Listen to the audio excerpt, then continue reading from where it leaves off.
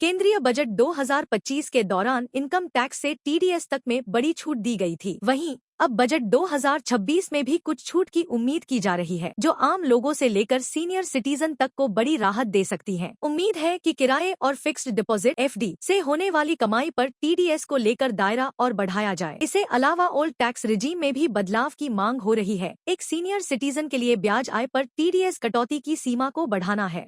वित्त वर्ष 2025 से 26 से बैंक फिक्स्ड डिपॉजिट जमा ब्याज पर टीडीएस तभी काटेंगे जब वार्षिक आय 1 लाख रुपए से अधिक हो, जो पहले की सीमा 50,000 रुपए थी। ब्याज आय पर ज्यादा निर्भर रहने वाले रिटायर्ड लोगों के लिए यह लिमिट और भी बढ़ाने की मांग उठ रही है। किराए से होने वाली आय के मामले में भी राहत मिली है, लेकिन अब इसे और बढ़ाने की मांग उठ रही है। किराए पर लगने वाले टीडीएस की वार्षिक सीमा को 2.40 लाख रुपए से बढ़ाकर 6 लाख रुपए कर दिया गया है, जिसने किराए से इनकम कमाने वालों को बड़ी राहत दी है। हालांकि अब इसे और भी आगे बढ़ाने की मांग उठ रही है। केंद्रीय बजट 2026 नजदीक आने के साथ ही वरिष्ठ नागरिक एक बार फिर अधिक कर छूट और प्रमुख बचत योजनाओं पर ब्याज दरों में संभावित संशोधन की उम्मीद कर रहे हैं। ओल्ड टैक्स रेजिम के तहत सीनियर सिटीजन के लिए मूल छूट सीमा मौजूदा समय में 3 लाख रुपए प्रति साल है, जबकि 80 साल और ज्यादा उम्र के अति वरिष्ठ नागरिकों को 5 लाख रुपए की उच्च सीमा का लाभ मिलता है। न्यू टैक्स रेजिम में मूल छूट सीमा को बढ़ाकर 4 लाख कर दिया गया है,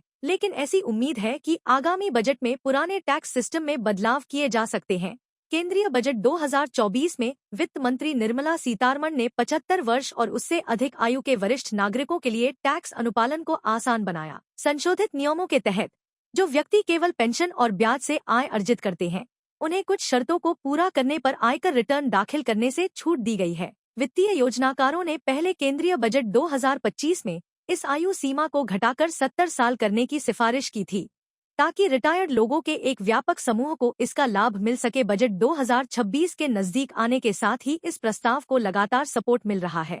ऐसी अटकलें भी बढ़ रही हैं कि सरकार वरिष्ठ नागरिकों की बचत योजनाओं, एससीएसएस और डाकघर बचत खातों पर मिलने वाले ब्याज पर कर छूट बढ़ा सकती है। रिटायर्ड लोग जो अपने दैनिक खर्चों के लिए इन योजनाओं पर काफी हद तक निर्भर हैं, अतिरिक्त टैक्स राहत से उन्हें महत्वपूर्ण वित्तीय सहायता मिलेगी और सेवानिवृत्ति के बाद के वर्षों में उनकी आय सुरक्षा मजबूत होगी।